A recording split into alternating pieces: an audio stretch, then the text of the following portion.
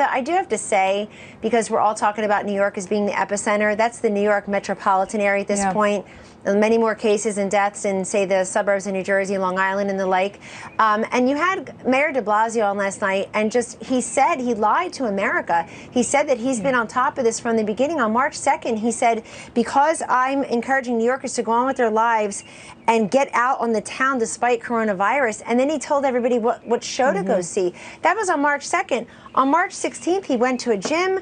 On March 5th, he's taken the subway, telling people it's totally irresponsible, and it is the epicenter now. And I think it shows you the contrast in leadership when you have feckless leaders or you have a president who's publicly facing every single day, giving people information engagement they need. But Kellyanne, I mean, I understand what you're saying, and I question his. Let me ask you something.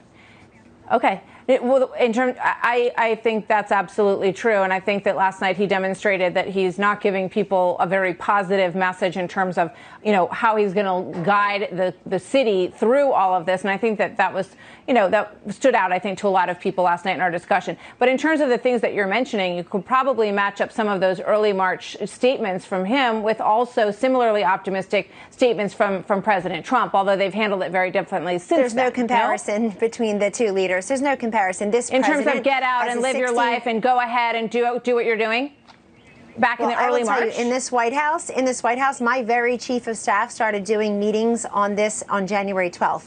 There have been groups meeting on this all along.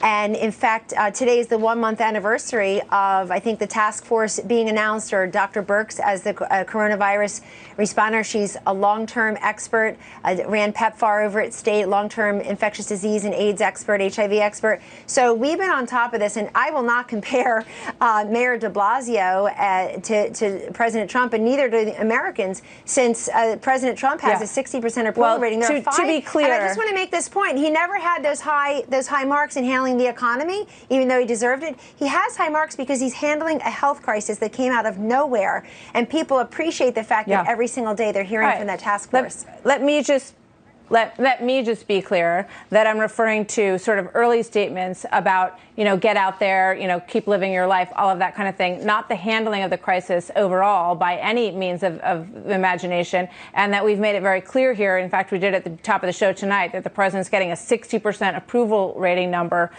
by Gallup polls in terms of his handling of the crisis so far. And obviously, just one more very quick, and I know I'm out of time. Please. Correct.